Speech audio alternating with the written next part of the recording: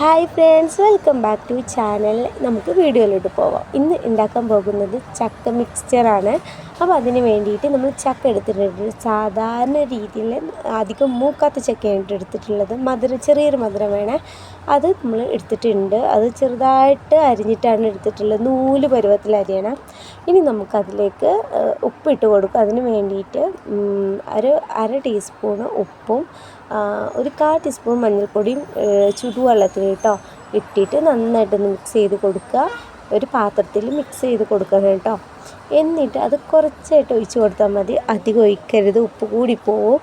ഒരു തുള്ളി നമുക്ക് അറിയാമല്ലോ, നമ്മളങ്ങനെ ടേസ്റ്റ് നോക്കുക. അതിനനുസരിച്ച് നമുക്ക് ഉപ്പ് ചേർത്ത് കൊടുക്കാം കേട്ടോ. വെള്ളം ചേർത്ത് കൊടുക്കാം, ഉപ്പിൻ്റെ വെള്ളം ചേർത്ത് കൊടുക്കാം. അപ്പോൾ നന്നായിട്ടൊന്ന് മിക്സ് ചെയ്തതിന് ശേഷം കുറച്ച് നേരം അവിടെ റസ്റ്റിന് വെക്കണേ. എന്നിട്ട് മാത്രമാണ് നമ്മളിത് പൊരിക്കാൻ പാടുള്ളൂ, അല്ലെങ്കിൽ ഉപ്പത്തിൽ പിടിക്കൂല.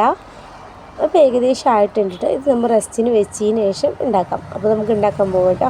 ഇതിന് വേണ്ടിയിട്ട് ഞാൻ എടുത്തിട്ടുള്ളത് സൺഫ്ലവർ ഓയിലാണ്. വെളിച്ചെണ്ണയിൽ ഉണ്ടാക്കുകയാണെങ്കിൽ കുറച്ചുകൂടെ ടേസ്റ്റ് ഉണ്ടാവും. അപ്പോൾ ഞാനിവിടെ സൺഫ്ലവർ ഓയിലാണ് എടുത്തിട്ടുള്ളത്. എല്ലാം കൂടെ ഉപ്പിട്ട് കൊടുക്കണ്ട, ഒരു 2 പിടി ആയിട്ട് ഇട്ട് കൊടുത്താൽ മതി കേട്ടോ. ആ എണ്ണ എല്ലാ ഭാഗത്തും തട്ടുന്ന രീതിയിൽ മാത്രം ഇട്ട് കൊടുത്താൽ മതി. അധികം ഇട്ടാലേ വെന്ത് പോവും. വെന്ത് പോവരുത്, നമുക്ക് പൊരിച്ചെടുക്കാനുള്ളതാണ്. അപ്പോൾ ഇത് ഏകദേശം കളർ ചേഞ്ചായി വരുന്നുണ്ട്, കട്ടി കൂടി വരുന്നുണ്ട് കേട്ടോ. നമ്മൾ സാധാ ചക്കപ്പൊരി ഉണ്ടാക്കുന്നതിനെക്കാട്ടിലും കുറച്ച് പ്രയാസമാണ് ഇങ്ങനെ ഉണ്ടാക്കാൻ. അത് പെട്ടെന്ന് വെന്ത് കിട്ടൂല കേട്ടോ, നന്നായിട്ട് മുരിഞ്ഞ് കിട്ടൂല. അപ്പോൾ ഏകദേശം ആയിട്ടുണ്ട് കേട്ടോ. ഇപ്പോൾ ഇങ്ങനെ മതി. കുറച്ചുകൂടെ ഒരു ബ്രൗൺ നിറാവുന്നവർക്ക് അങ്ങനെ ആവാം, അല്ലെങ്കിൽ ഇപ്പം തന്നെ എടുക്കാം കേട്ടോ. അപ്പോൾ ഏകദേശം നമുക്ക് ആയിട്ടുണ്ട് കേട്ടോ. കണ്ടോ, നമുക്ക് നോക്കാം ആയിട്ടുണ്ടോ എന്ന് നോക്കാം. ഓക്കെ, ആയിട്ടുണ്ട്. ഇനി നമുക്കിത് കോരിയെടുക്കാം. എണ്ണയിൽ നിന്ന് കോരിയെടുക്കുക. ഇതിൽ എണ്ണ മുഴുവൻ പോവണം കേട്ടോ, എന്നാലേ ആണ് ആ ടേസ്റ്റ് ഉണ്ടാവുള്ളൂ. എണ്ണ പകുതി അതിലുണ്ടെങ്കിൽ ടേസ്റ്റ് വ്യത്യാസം ഉണ്ടാവും. എണ്ണ പോയതിന് ശേഷം മാത്രമേ നമുക്ക് ബാക്കിയുള്ള ഇൻഗ്രീഡിയൻസൊക്കെ ചേർത്ത് കൊടുക്കാൻ പറ്റുള്ളൂ കേട്ടോ. ഏകദേശം നമ്മളിതൊക്കെ ഇട്ടിട്ടുണ്ട്. ഇനി നമ്മൾ സെക്കൻഡ് പാർട്ട് കൂടെ ഇതുപോലെ ഉണ്ടാക്കിയെടുക്കാം കേട്ടോ. നമുക്ക് എത്ര കുറച്ചിട്ട് കൊടുത്തിട്ടാണെങ്കിലും അധികം സമയം എടുക്കുമെങ്കിലും സാരമില്ല, പക്ഷെ നമുക്ക് നല്ല രീതിയിൽ കിട്ടണം.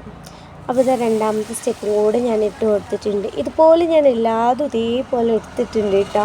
കുറച്ചിട്ട് കൊടുത്തിട്ട് ക്ഷമയോടെ ഇതാക്കിയിട്ട്, സാധാരണ നമ്മളിത് ഉണ്ടാക്കുമ്പോൾ വലിയ പീസായിട്ട് ഇതാക്കിയിട്ടാണ് നമ്മളിത് പൊരിക്കാൻ വെക്കൽ.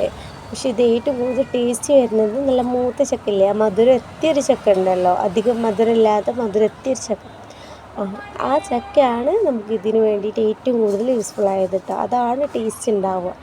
അപ്പോൾ ഞാൻ അങ്ങനത്തെ ചക്കയാണ് എടുത്തത്. അപ്പോൾ ഇതും ബ്രൗൺ ആയിട്ട് വന്നിട്ടുണ്ട്. ഇത് നമുക്ക് വേഗം കോരിയെടുക്കാം, അധികം വെക്കണ്ട കേട്ടോ. അതിന് മുമ്പേ നമുക്ക് ഇതാക്കാം. ബാക്കി ഇതുപോലെ ഞാൻ ഉണ്ടാക്കി എടുത്തിട്ടുണ്ട് കേട്ടോ. എണ്ണ അധികം ആവാൻ പാടില്ല. എണ്ണ നന്നായിട്ട് പോയതിന് ശേഷം മാത്രം നമുക്കിത് എടുത്താൽ മതി, അല്ലെങ്കിൽ പെട്ടെന്ന് എണ്ണ ഉണ്ടാവും അതിൽ. അപ്പോൾ ടേസ്റ്റ് ഉണ്ടാവില്ല. ഇനി ഇതിലേക്ക് ഞാൻ ഒരു 6 അല്ലി വെളുത്തുള്ളി ആയിട്ട് എടുത്തിട്ടുള്ളത്. അത് നന്നായിട്ട് ചെറുതായിട്ട് ചതച്ചിട്ട് ഒന്ന് മൂപ്പിച്ചെടുക്കുകയാണ്. ആ എണ്ണയിൽ തന്നെ മൂപ്പിച്ചെടുക്കുകയാണ് കേട്ടോ. അല്ലെങ്കിൽ നിങ്ങൾക്ക് വേറെ സെപ്പറേറ്റ് ആയിട്ടൊക്കെ എടുക്കാം, പക്ഷെ ആ എണ്ണയിൽ തന്നെ മൂപ്പിച്ചെടുത്തുകൊണ്ട് നമുക്കിത് ഉണ്ടാക്കാവുന്നതാണ്. ഒരു ടേസ്റ്റ് ഉണ്ടാവും, വെളുത്തുള്ളിൻ്റെ കൂടെ ടേസ്റ്റ് ഉണ്ടാവും കേട്ടോ. ഇങ്ങനെ ഉണ്ടാക്കി നോക്കാം, അങ്ങനെ ഉണ്ടാക്കി നോക്കാം, നമുക്കിഷ്ടമുള്ള പോലെ ഇതുണ്ടാക്കി നോക്കാം. പിന്നെ കറിവേപ്പിൻ്റെ എടുത്തിട്ടുണ്ട്, കുറച്ച് തോനെ കറിവേപ്പിൻ്റെ എടുത്തിട്ടുണ്ട് കേട്ടോ. ഇനി നമുക്ക് വറ്റൽമുളക് വേണമെങ്കിൽ അതും ചേർത്ത് കൊടുക്കും. ഞാൻ മുളക് പൊടി ഇട്ടിട്ടുണ്ടല്ലോ, അതുകൊണ്ട് വറ്റൽമുളക് ചേർക്കാത്തതാണ്. അതിൻ്റെ കൂടെ നിങ്ങൾക്ക് വറ്റൽമുളകും പൊടി ചേർത്ത് കൊടുത്താൽ കുറച്ചുകൂടെ ടേസ്റ്റ് ഉണ്ടാവും. അപ്പോൾ ഏകദേശം നമ്മൾ വറുത്തെടുത്തിട്ടുണ്ട്. ഇനി ഇതിലേക്ക് നമ്മൾ ഇടുന്ന അവിലാണ് കേട്ടോ. അവിലിടണം. ഞാൻ എടുത്തിട്ടുള്ള 1/2 കപ്പ് അവിലാണ് ഇട്ടിട്ടുള്ളത്. 1/2 കപ്പ് മതിയാവും, ഇതിന് 1/2 കപ്പ് മതി. അത് നന്നായിട്ട് മൂത്ത് വന്നിട്ട് വറുത്തെടുക്കണം കേട്ടോ. എണ്ണയിലിട്ട് കാണും നന്നായിട്ട് വറുത്തതിന് ശേഷം മാത്രമാണ് നമുക്കിത് എടുക്കാൻ പറ്റുള്ളൂ. അതും എണ്ണ നന്നായിട്ട് വാരണം, അല്ലെങ്കിൽ അടിയിൽ നന്നായിട്ട് എണ്ണ പിടിച്ചിട്ടുണ്ടാവും. അങ്ങനെ ഒരു ഇത് വേണ്ട. നമുക്ക് എണ്ണ വാർന്നതിന് ശേഷം മാത്രം നമുക്കിതുണ്ടാക്കാം. ഭയങ്കര ടേസ്റ്റിയാണ് കേട്ടോ, കഴിക്കാൻ നല്ല ടേസ്റ്റ് ഉണ്ടായിരുന്നു. ചായൻ്റെ കൂടെയൊക്കെ കഴിക്കാൻ നല്ല ടേസ്റ്റ് ഉണ്ടായിരുന്നു കേട്ടോ. അപ്പോൾ അത് കണ്ടില്ലേ, നമ്മളിത് നന്നായിട്ട് മിക്സ് ചെയ്ത് കൊടുക്കട്ടെ, എല്ലാ ഭാഗത്തേക്കും എല്ലാതും എത്താൻ വേണ്ടിയിട്ട് മിക്സ് ചെയ്തിട്ട്. നല്ല ടേസ്റ്റ് ഉണ്ടായിരുന്നു കേട്ടോ. നിങ്ങൾ ഒരിക്കലെങ്കിലും ഇതുപോലെ ഒന്ന് ഉണ്ടാക്കി നോക്കണം. ജസ്റ്റ് അപ്പം തന്നെ ഉണ്ടാക്കി അപ്പം തന്നെ കഴിഞ്ഞു. നാളേക്കൊന്നും വെക്കാനൊന്നും ഉണ്ടായിട്ടില്ല കേട്ടോ, പെട്ടെന്ന് തന്നെ കഴിഞ്ഞിട്ടുണ്ട്.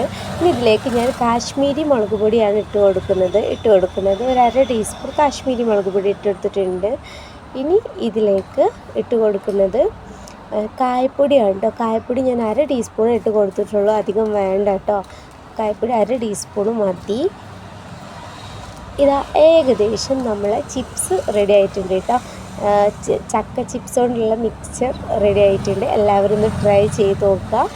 ഇഷ്ടപ്പെട്ടാൽ സബ്സ്ക്രൈബ് ചെയ്യാനും ലൈക്ക് ചെയ്യാനും ഒന്നും മറക്കല്ലേ ഫ്രണ്ട്സ്. Thank you.